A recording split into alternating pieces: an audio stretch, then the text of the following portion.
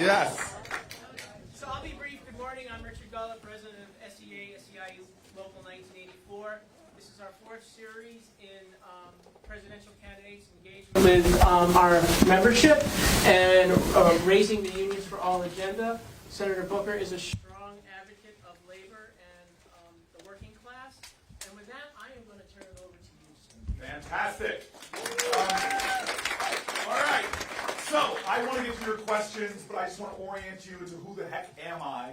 I'm a kid that was raised by two incredible parents who have seen the worst of America. They were civil rights activists and seen violence and discrimination, but always saw the best of America and know that we are who we are as a country because we came together and stood together and worked together. My dad is one of these guys, the older I got, the more difficult his stories of his childhood were. You know, he's like, son, the hail when I was a little kid, it was the size of golf balls. By the time he was older, it was like beach balls were falling from the sky. I still remember, son, let me tell you about when the tsunami hit my town. And I'm like, Dad, you grew up in the mountains of North Carolina. Don't you disrespect me, boy. I shall honor that mother and father. It happened a long time ago, before the internet. You can't look it up, but it happened.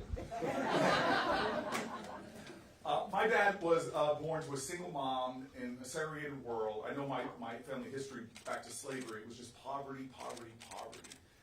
He would tell me, boy, don't tell people I was poor. Tell them the truth. I was just P.O. I couldn't afford it. I was a po' boy from North Carolina. But he was born in America. And my father would tell me that he is who he is because of a conspiracy of love. Because of people that were not related to him, often didn't look like him or pray for him, but were willing to fight for him. My father's mom couldn't take care of him. She got ill, and it was a community that took him in. And then no college in my family's history, but they told him that you're going to go to college, you're going to go to school. And he couldn't afford it. And it was a church that put a collection plate around, give him enough money to go down the hill to North Carolina Central University, historically black college in North Carolina. And he landed there right in the early 60s when the sit-in movement started in North Carolina. And this guy who grew up in a very segregated town suddenly sees white people showing up to sit in for his rights. When he got to Washington, D.C., I don't care who you are, if you're Irish, if you're Jewish, there's a time that corporate America didn't want you. He landed there when black people weren't hired by corporations, but it was, again, a coalition of blacks and whites through an organization called the Urban League that stood up and fought for him to be the first black person hired as a salesman by a small company, I don't know if you've ever heard of it, called IBM, in the entire Virginia area. When he got a promotion, because you let people to the table fairly, you do well, and the company does better. Inclusion, diversity is strength. He gets promoted up to Manhattan, looks for places to live with great public schools, and finds out that white communities in the 60s in northern New Jersey didn't want black families. They were literally doing housing segregation. And what does my father find? A bunch of people met in the living room, mostly white people, that said, we're going to fight for you. And they did this sting operation where they had white couples follow my parents around. When my parents were told the house was sold, the white couple would come and find out if the house was still for sale. The house I grew up in, we were told it was sold. The white couple found out it was still for sale. On the day of the closing of the house, the white couple didn't show up. My father did, and a volunteer lawyer named Marty Friedman that showed up. And when they walked into the real estate agent's office to confront him, he saw he was caught, didn't give up. He stands up and punches my dad's lawyer in the face and sticks a dog on my dad. And as I was growing up in this beautiful home, in this great community, every time my dad would tell this story, the dog would get bigger. I am literally here. We are all here because of people who didn't just say the words of our nation, liberty and justice for all, but were willing to sacrifice and fight for it.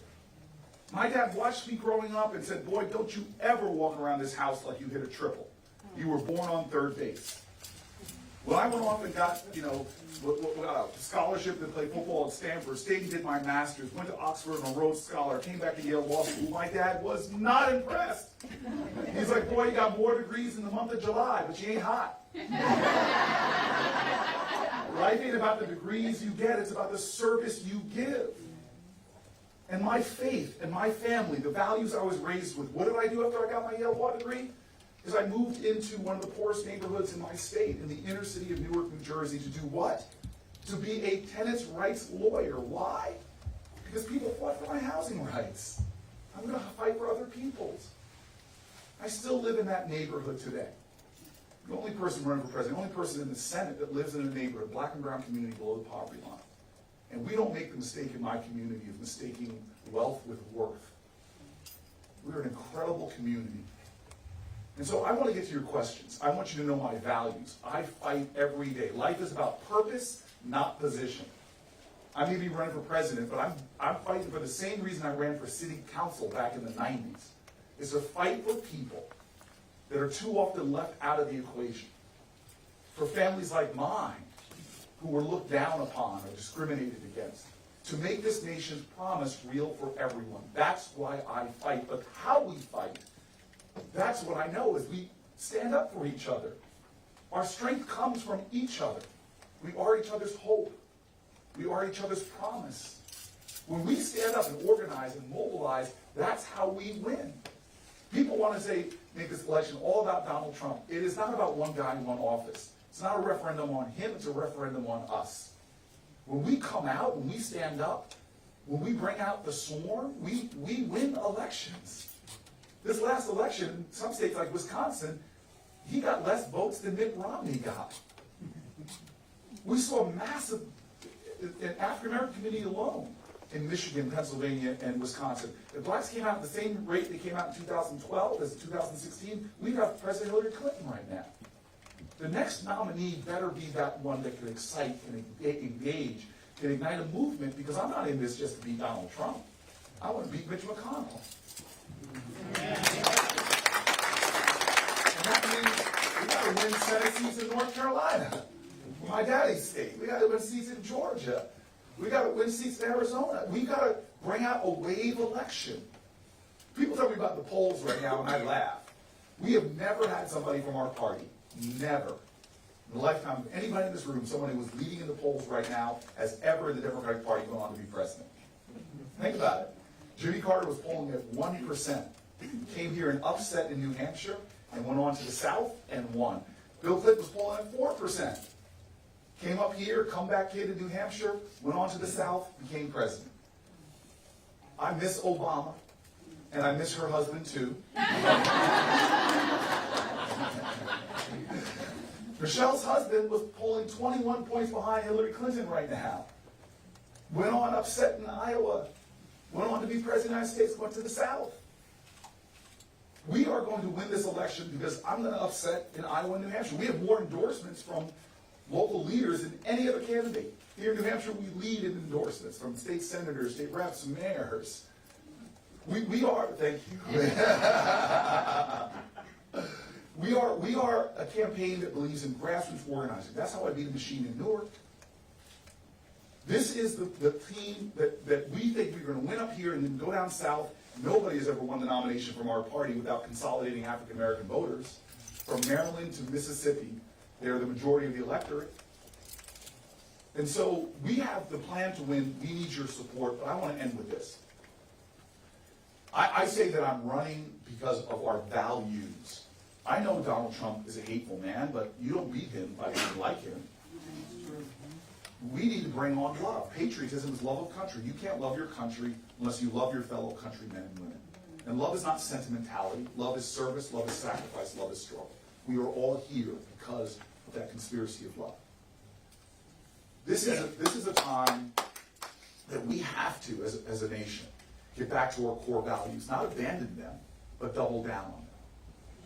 And so I just want to end with my dad again. He died 6 days before I was elected to the United States Senate. He never got his chance to see his son be the fourth popularly elected African American elected to the Senate.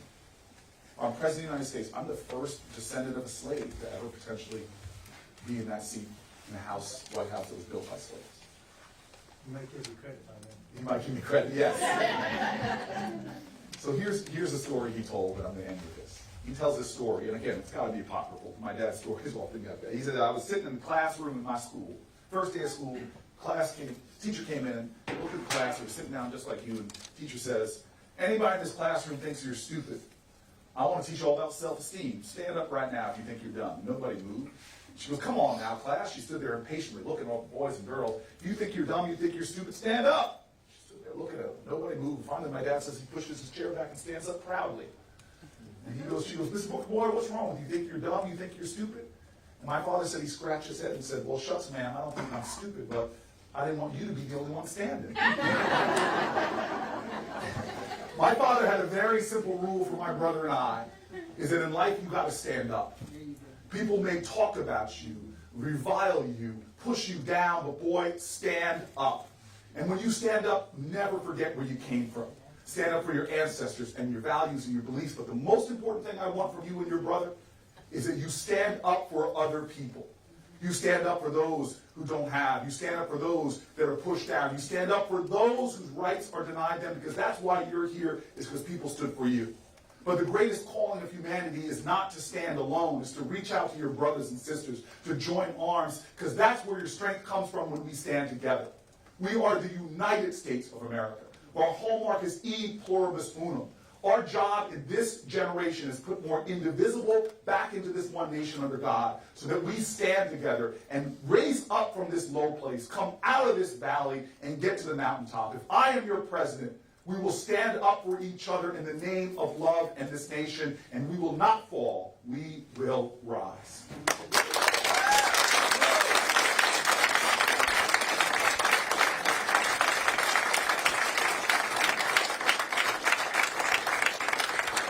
God bless coffee. Thank you, Senator. So Gloria has volunteered to be our mic runner today. Thank you, Gloria.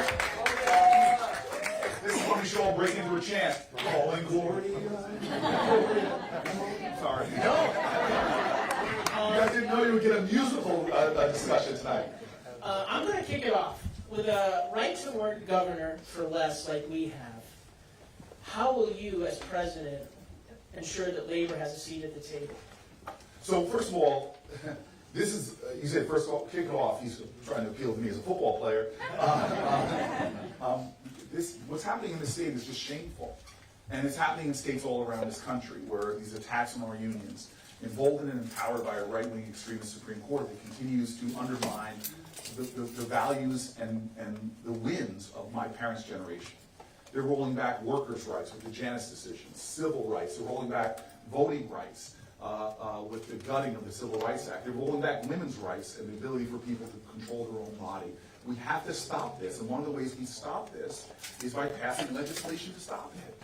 This is why I'm on the Equality Act for LGBTQ Americans. This is why I'm on the new Voting Rights Act, and we've got to get these things passed.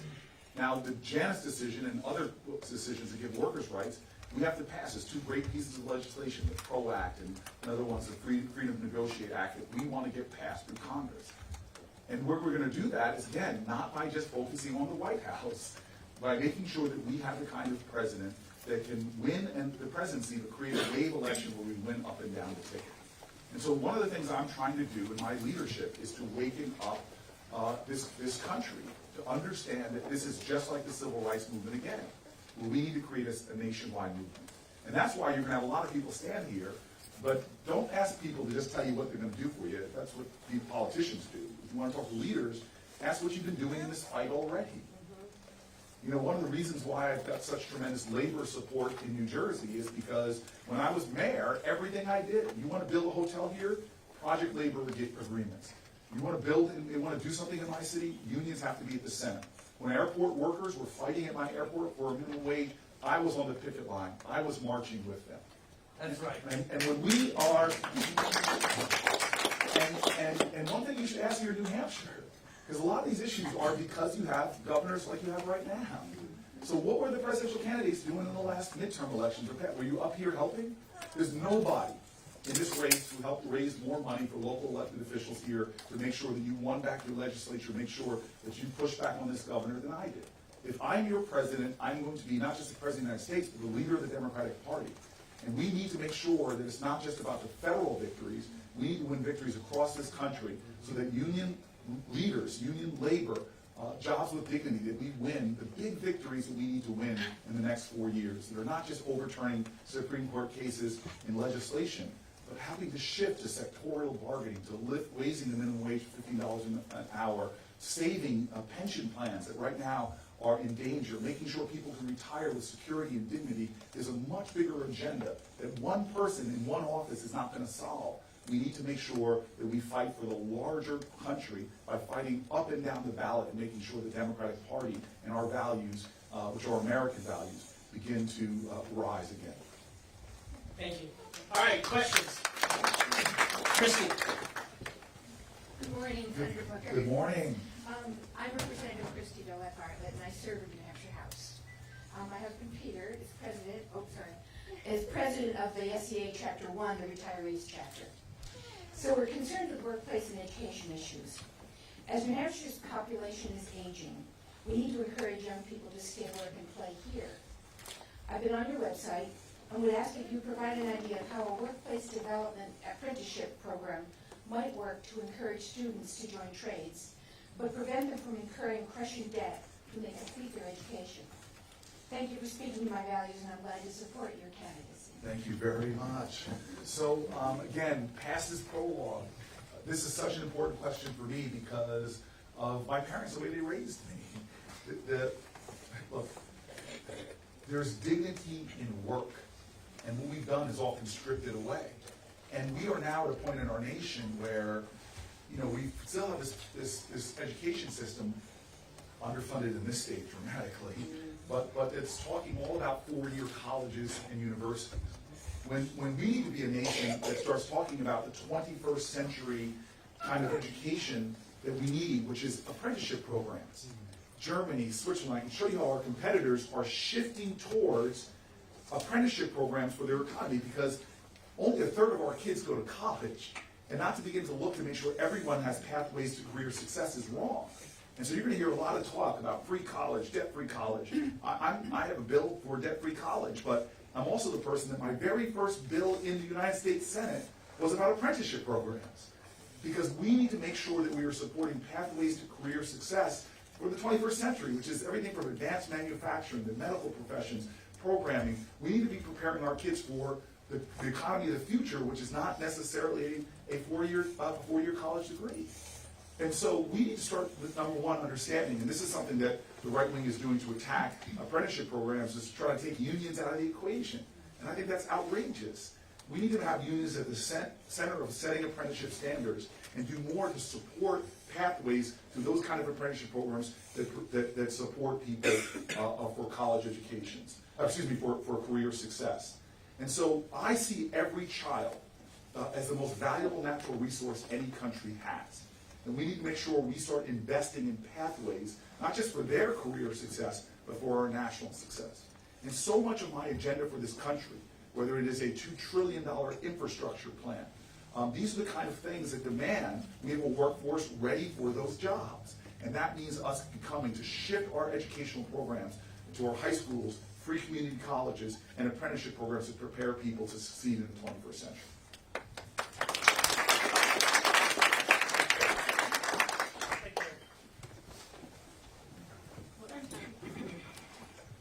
Good morning. Good morning. My name is Brenda Latt, and I work for the Department of Corrections here. First, I want to thank you for sponsoring Senate Bill 1083, the companion bill for reparations for people of African descent. My question is about term limits. Can you support term limits for the U.S. Congress? So, thank you very much for applauding her. So to be short and direct, in my agenda for doing things to change our Constitution, because you know the terms and everything is set out, this would take a very big effort. The things I want to change, term limits is not in the top 5. But I'll be clear with you, I'm open to that. And I talked about it for Newark. Newark, we used to have these dynastic mayors that last 4 terms, 5 terms, and it led to bad things happening. It's not a bragging point, it should get no applause, but I'm the first mayor that wasn't indicted and convicted of something since 1960. and I think that there are corruptive forces in our politics that things like term limits. But can I just tell you, if I have a chance to change the Constitution and change the way the system of our democracy, I just want to give you the things that I would rank above that. The most urgent cause, the most corrupting force I see in Washington is money in politics. And so I would personally do, and this is a battle I will go to the mat on. is to change the campaign finance system, change the lobbying system, all the things that puts rich corporations and individuals' priorities ahead of the people. And that's the reason why I always say you can't campaign wrong and then govern right. That's why I said point blank, this was before I decided to even run for president. I signed the Citizens United Pledge. I do not take lobbyist money, corporate PAC money. I don't take pharmaceutical C-suite dollars. I don't take the leaders of oil companies. I said we're going to run a clean campaign, and we're going to run it on fueled exclusively by small dollar contributions. And if anybody wants to go to CoryBooker.com and drop $1 while you're there, I'm not going to be mad at you. That's number one. We must be a nation that says campaign finance reform. The second, and this is the reason why I think that the first bill that Nancy Pelosi did in the new House was about voting rights. That's the second thing that I would change, was just to make sure we transform voting in this country, to make it easier to vote, to make automatic voter registration, to make Election Day a national holiday. Because you see that cynical Republicans now believe the only way they can win is to try to suppress people's rights to vote. And I think that that's something we need to expand voter rights in this country, not let them restrict it. Number three, in terms of democratic reforms, is that I do not believe that politicians should choose their electorate. I think the electorate should choose their politicians. And we need to do something about gerrymandering in this country and end that nightmare. That would be the third of my sort of priority lists for systemic changes. And so there are a lot of things we have to start talking about which are changing the way we do things in this country. When you see right now suddenly people, and I'm not criticizing because I like him, he's a good man, but I don't think some person, just because they have billions of dollars, should sit back and say, you know what, yeah, I think I'll run for election right now and drop $100 million. We should have publicly financed elections just for that reason, because there are people in this room who are as qualified as a billionaire to run for office, but you can't, because you can't drop $100 million on advertising. These are the things that pervert our system. And if I'm president, I don't want to just change laws. I want to do things so that my children's children are operating in a democracy that is far more democratic than we see right now.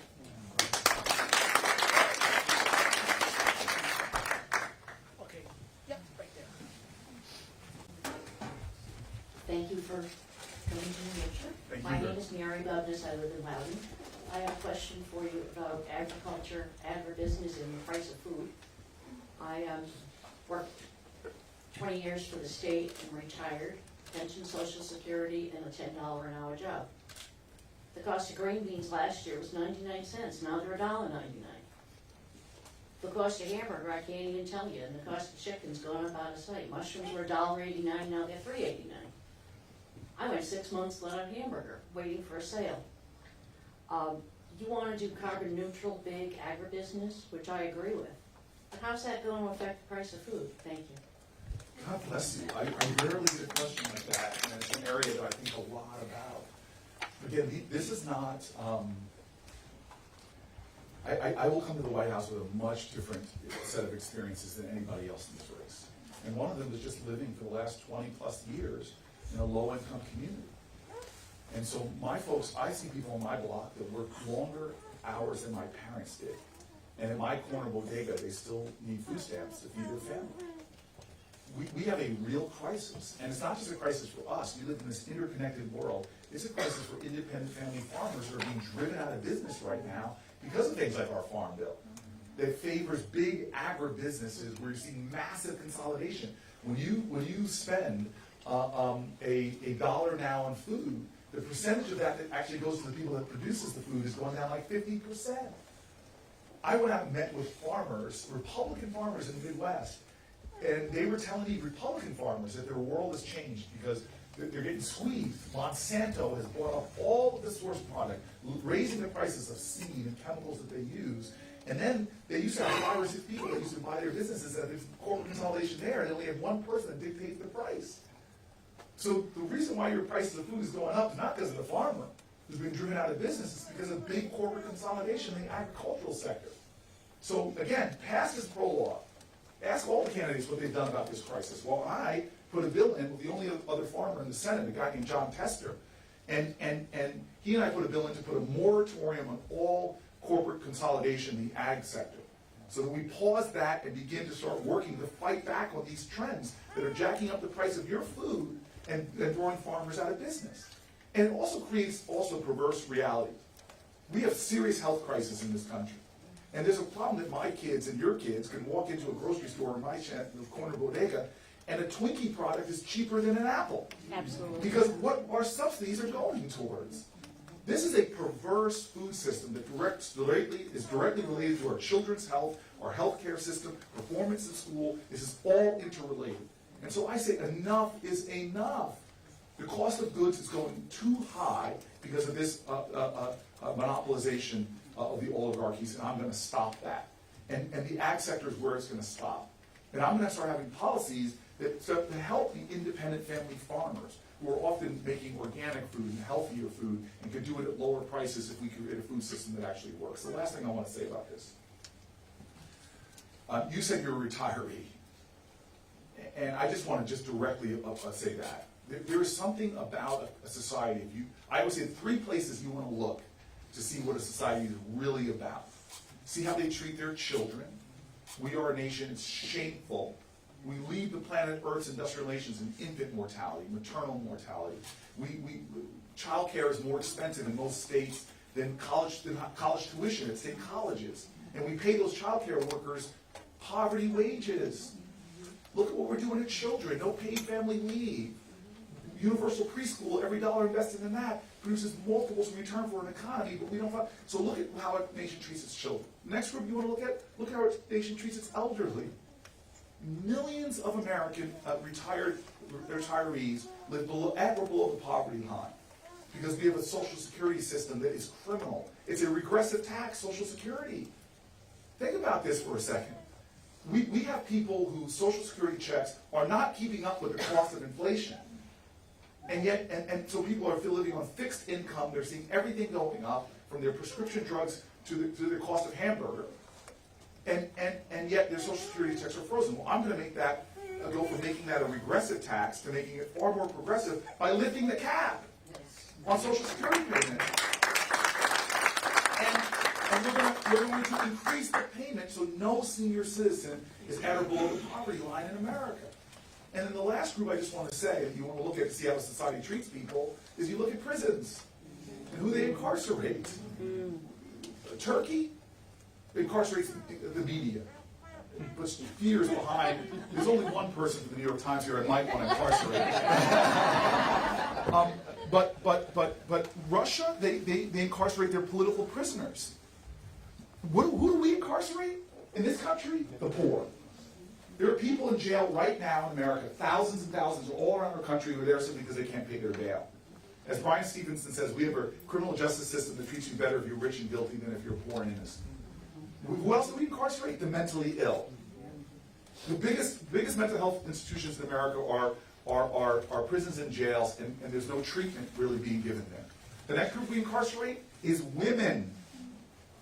We over-incarcerate women. 1 out of every 3 incarcerated women on the planet Earth is in the United States of America. Overwhelmingly nonviolent crime. And get this, almost 90% are survivors of sexual trauma and sexual assault. Mothers being incarcerated. And being human rights violations for mothers, we still shackle women to beds when they're giving birth. Another group that we over-incarcerate is minorities. Look, I hope you all don't think, and I respect and love him, Joe Biden, I was not being disrespectful to him. But I'll tell you what, there were more marijuana arrests and convictions in 2017 than all violent crime arrests combined. And who do we incarcerate? You think kids at Stanford, who I saw smoking weed like at rates that were pretty incredible? I mean, talk about contact high.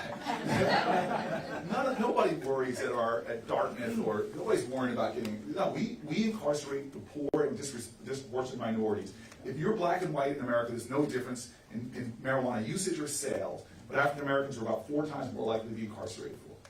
Our prisons are shameful institutions that show that we do not love each other because we put people with addiction over incarcerated, women over incarcerated, veterans over incarcerated. That is a testimony to the lack of courageous empathy in our society. All these things, I just want to say, I'm gonna stand up and change, because after 2+ decades living in my community, seeing my community over-incarcerated, seeing seniors work their whole life living in poverty, seeing people go to bodegas and having to make unhealthy food choices, all of this stuff I lived, all of this stuff I will change as your president.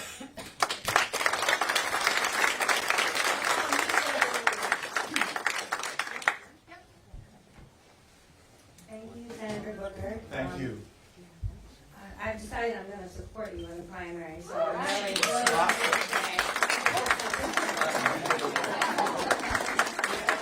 Thank you so much.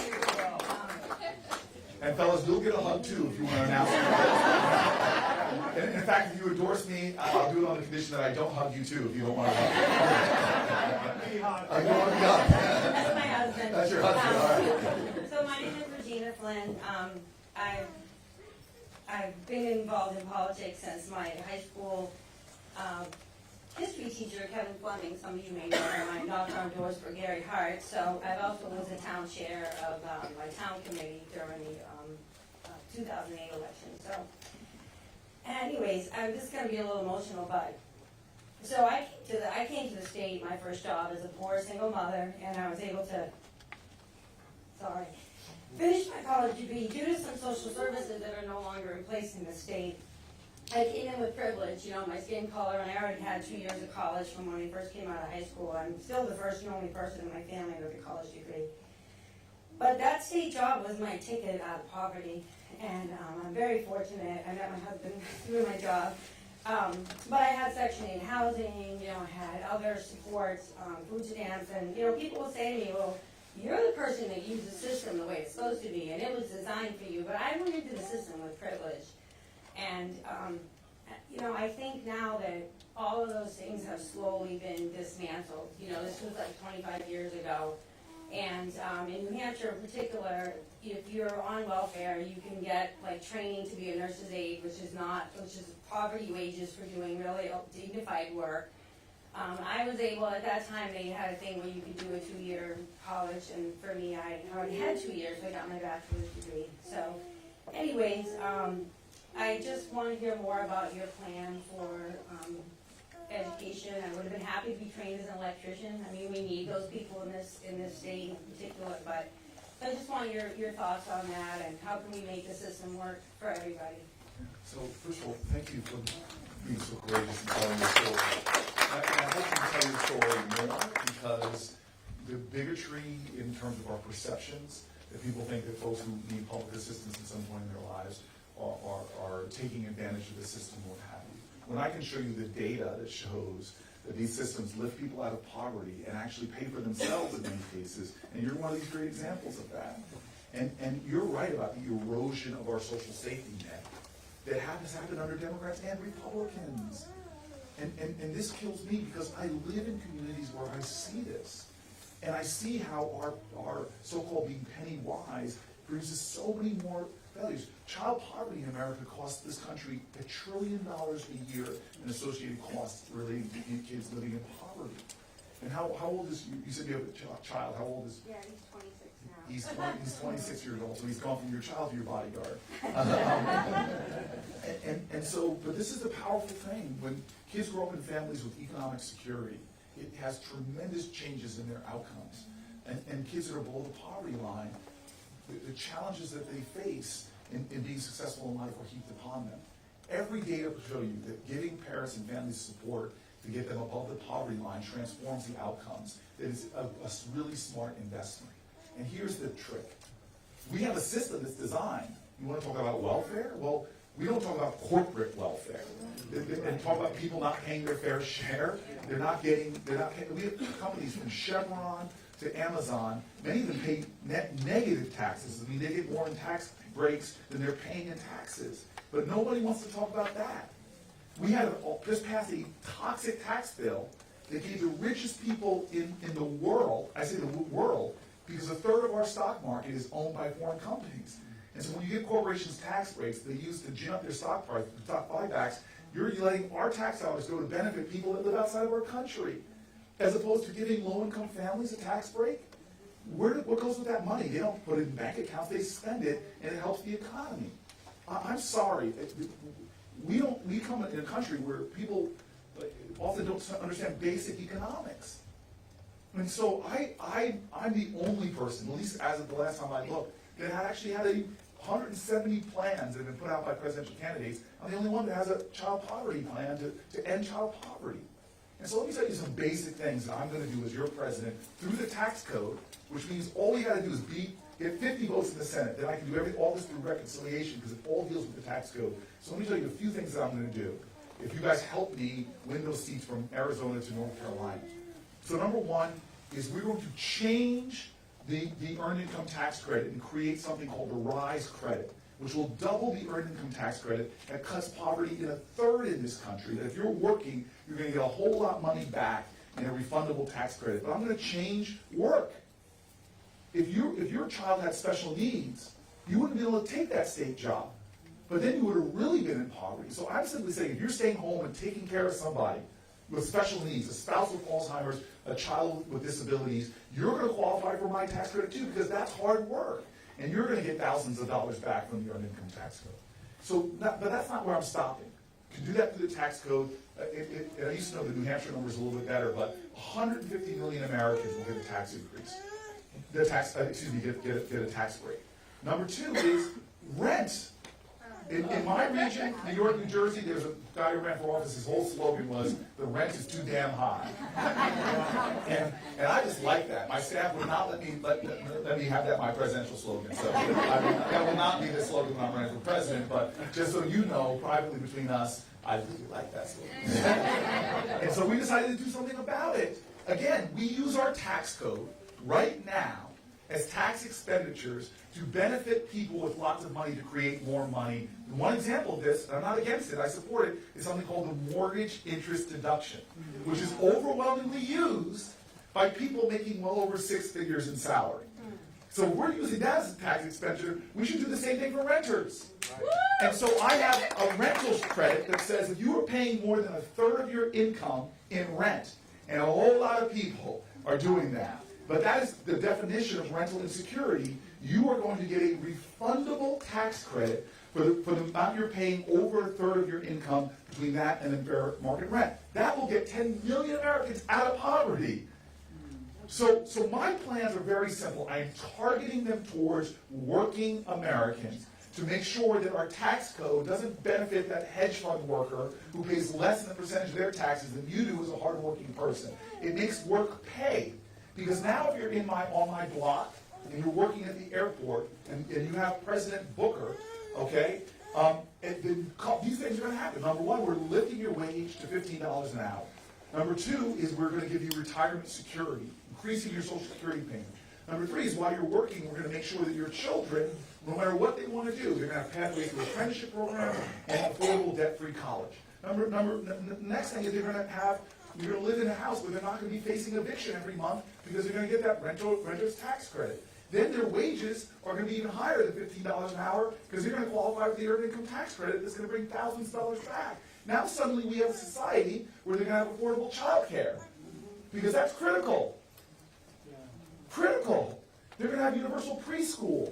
We're going to make this a society that works to make sure that every child, no matter where you're born, your family is not in insecurity. That's the America we can do for. And by the way, these aren't pie-in-the-sky plans. These are things we can do and afford, and how we're going to do them.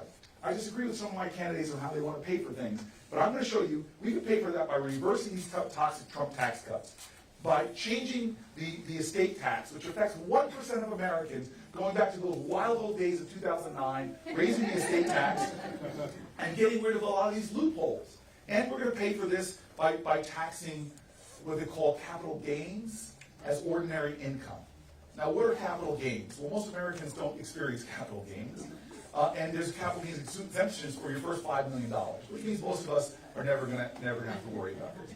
But changing capital gains means that if I invest in a Picasso painting, I know some of you might have bought a Picasso recently. A lot of people do this. They put $1 million in a Picasso, then they sell it at Christie's auction house for $10 million.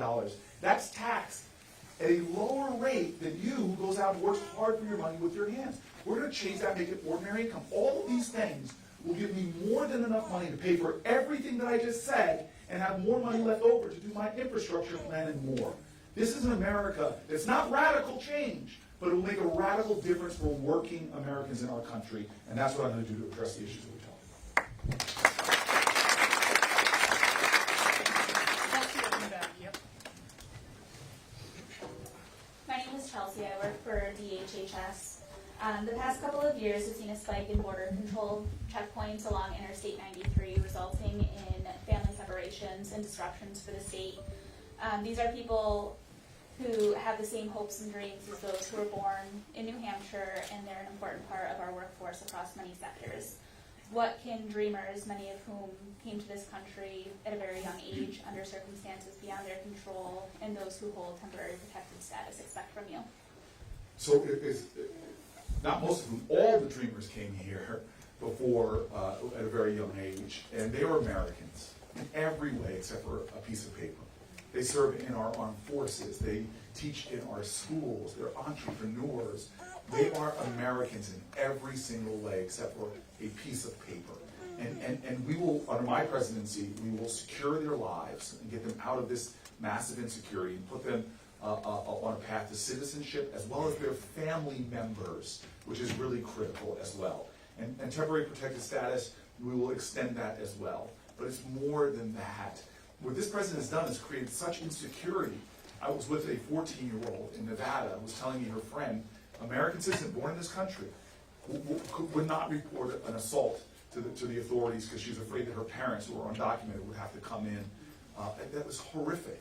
And this is going on all over the country. The fear in this nation right now, people don't come forward and report crimes, don't participate in civic life because they're afraid that they or some of their family members will be deported. We are not a culture that does well in fear. And this immigration policies we have right now have injected fear into our culture, dividing Americans from Americans, dividing Americans from their families, and it will not stand under my leadership. The final thing I want to say is this. I talk about love because it is why we thrive as a society. And love of country is a wonderful thing, but love should not stop at our borders. And when people come to this country in desperation, we should not treat them like they're criminals. They don't surrender their human rights when they come here.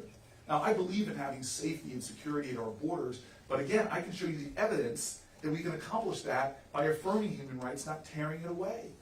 The Obama program did this as pilot programs, but they showed working through the civil courts, not the criminal courts, through family case management plans. They didn't need to detain people. They had 100% compliance with our civil system. And yet we are spending hundreds and hundreds of millions of dollars, billions of dollars, detaining people that are no threat to this nation whatsoever, violating their values, violating ours, and making our country less safe. This system does not work. I will make this nation safer and stronger and more economically viable and create more jobs and have more tax revenue by destroying the system as we know it and having a system that really fundamentally prioritizes American values within our immigration system. I promise you, we will be a safer country and a stronger country as a result.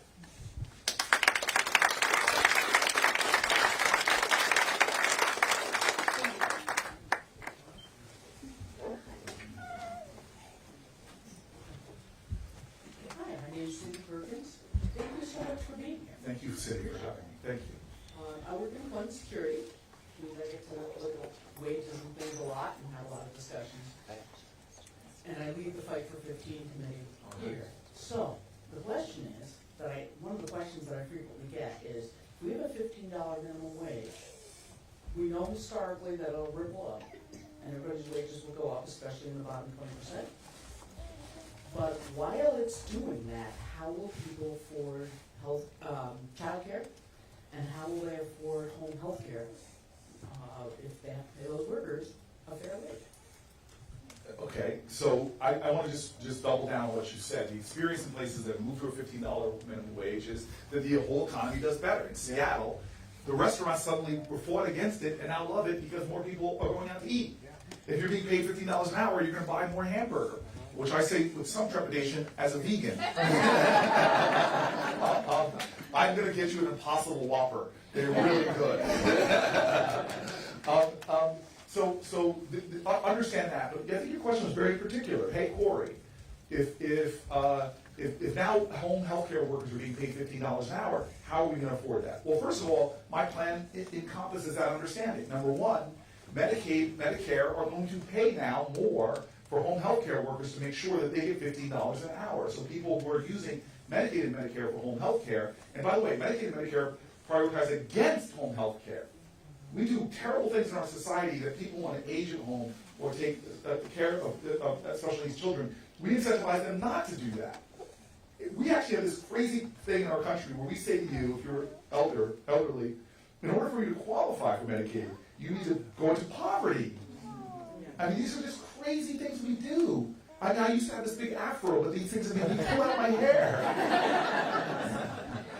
So these are the kind of things that we're going to change to make sure that people can afford. Now, affordable home care, specifically to your issue, I'm already on legislation on this. We have got to make sure that home health care is affordable.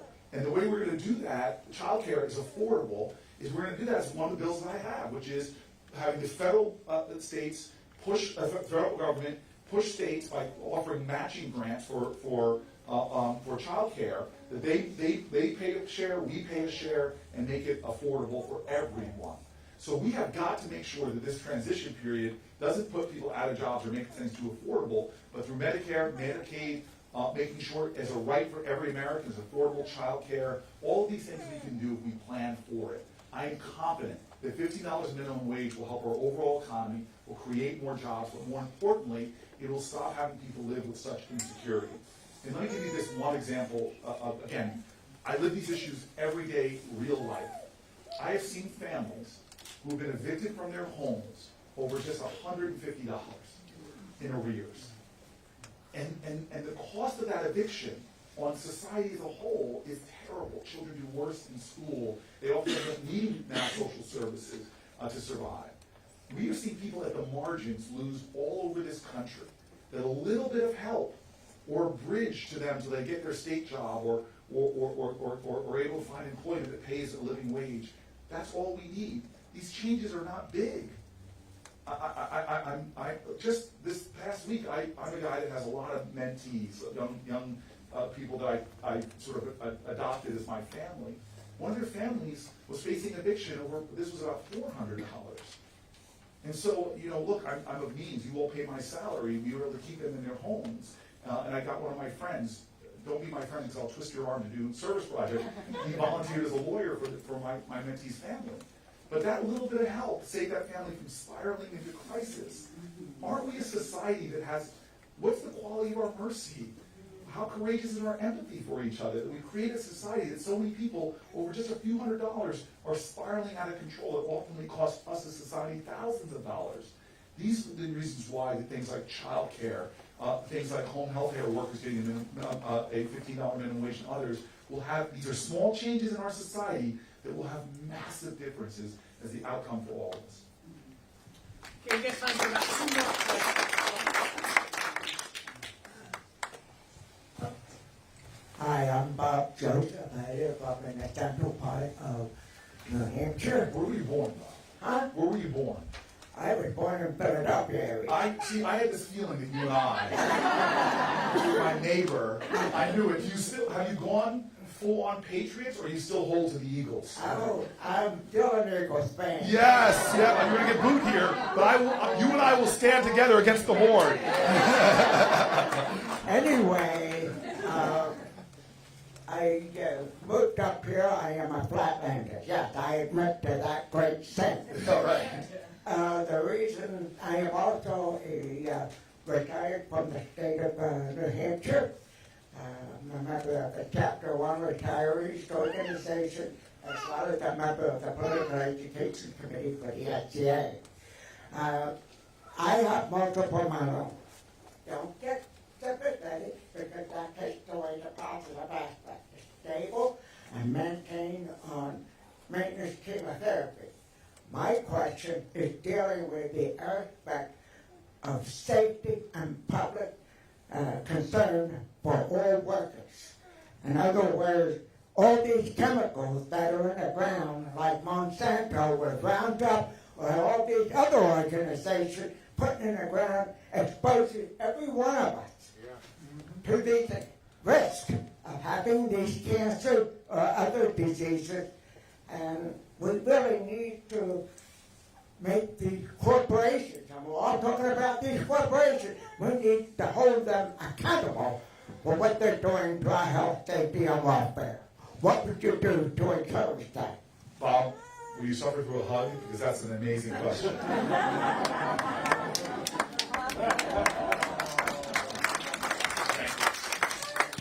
So you all should know this. This is such a pet issue of mine. I say a pet issue because I live this issue. My children are being poisoned. We don't talk about this enough.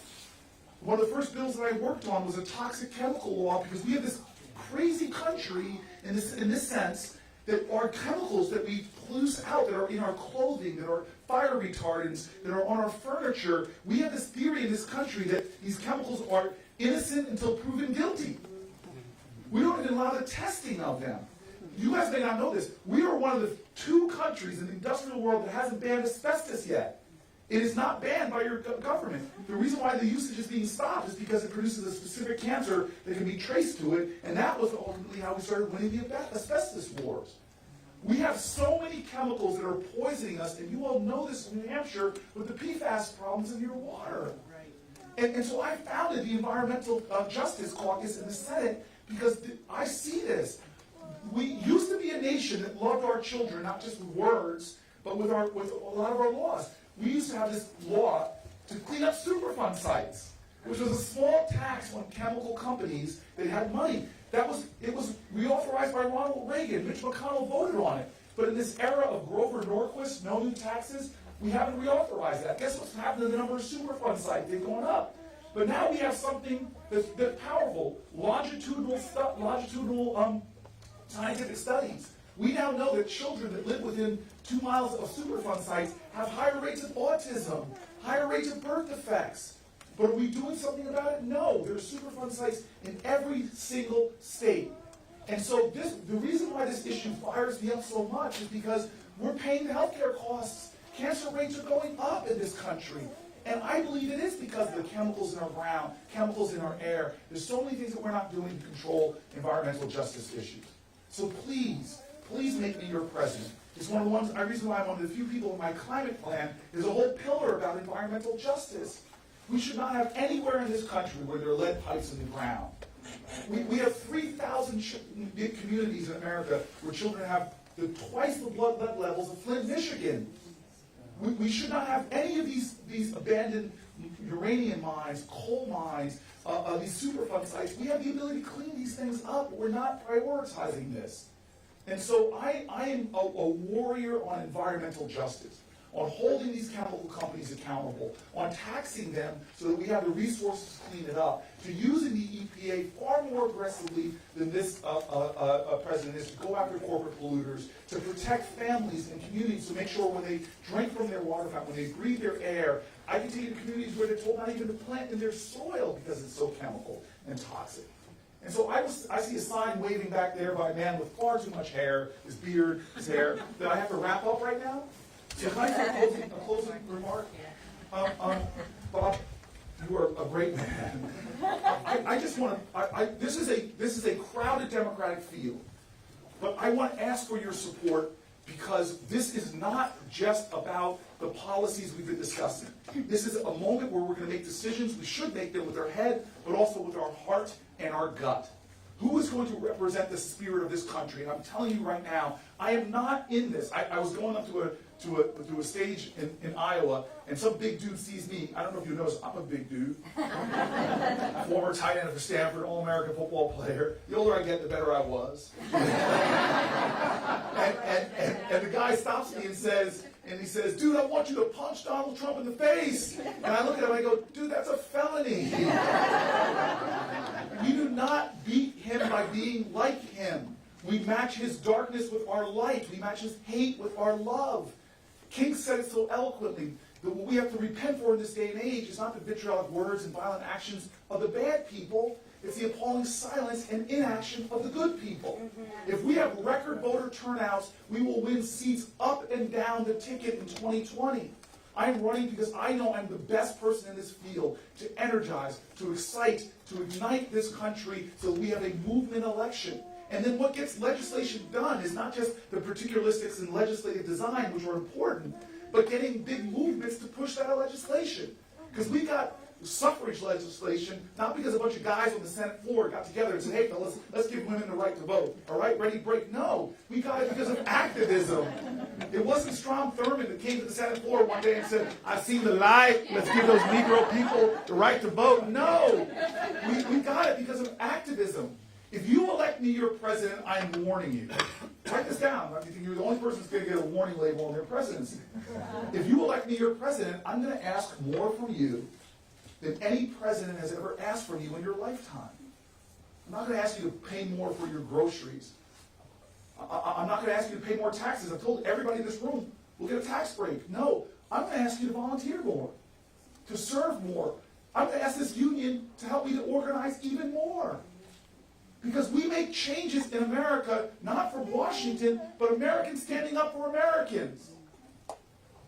I want to end by telling you the part of that story that I told on the debate stage that I didn't tell here, which is, I went back to find out those Americans that stood up for my family and helped me move into the town that I grew up in. And I found the lawyer that represented my family. And I asked him why. Why would you in the 1960s, when there's a fears of white flights and real estate prices going down, and you were busy just starting your business, why would you help black families move in your neighborhood? And this white man says to me, you know what? I was sitting at home watching TV on March 7th, 1965. And the movie, some of you can finish this for me, they're a little older, the movie was called Judgment at Nuremberg. 3 channels back then, most of America was watching this movie, and they broke away from a movie in the middle of the movie to show a bridge in Alabama called the Edmund Pettus Bridge. And here's a white man on a couch 1,000 miles away watching marchers from Selma get stopped on a bridge in Alabama by Alabama state troopers, who then tear gas them and charge in with billy clubs and start viciously beating them. And what did this guy on a couch in New Jersey do? He did not allow his inability to do everything to undermine his determination to do something. He stood up from that couch and said, I can't go to Alabama, I can't afford a plane ticket, but I'm going to do what is a powerful American tradition. I'm going to do the best I can with what I have where I am. He was a patriot. He showed his love. He didn't talk about it. He called around to see who might need an hour of pro bono work that he could spare, and he found this group of activists, mostly white people too, that was trying to do something about real estate segregation in New Jersey. And he said they started working, 65 turned to 67. They got other volunteers demanding from their neighbors, join us in the fight for America. By 69, they had a whole system working. And he says, I'll never forget the day I get a case file from this family trying to move up from the South, frustrated and discouraged that their American dream was being stolen away from them by racism. And Cory, we went on to help that family. And you know what the names on that case file were? That family coming up from the South, the 2 names on that case file were Cory and Carolyn Booker, my parents. I am literally a United States Senator, the 4th black person ever popularly elected to that office. I'm literally running for the highest office in the land because an American on a couch in New Jersey didn't just sit there, they stood up for our country. What is this election about? It's not about him, it's about will we stand, like my father taught me to do. Will we join together because the power of the people is greater than the people in power. This election is about organizing us. It's about igniting us. It's about us reviving civic grace, bringing nobility back to our civic spaces. It's about a more courageous empathy. It's about a more radical love. If we can ignite that spirit, every policy becomes possible. We will make the low places high. We will make the crooked places straight. We will bring justice into this country because it will roll down like water and righteousness like a mighty stream. Stand with me in this fight. And this man may be trying to tear us down, but I promise you, together, we will rise. How about a big thank you to Senator Booker being here today? Thank you, everybody. Thank you very much. Before you leave, we'd like to get a group photo. So stay right where you are. Group photo. Thank you very much. Thank you. Thank you. If you have problems during football season, call me. So I think we're going to do is we're going to turn around and face this banner. So we're going to try to get a group photo. So if any of you who want to be in the group photo to the front of the room.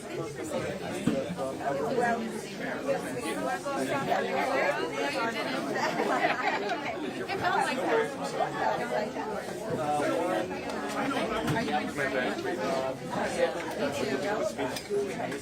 Hi, everybody. For me, here we go. What did you like about it?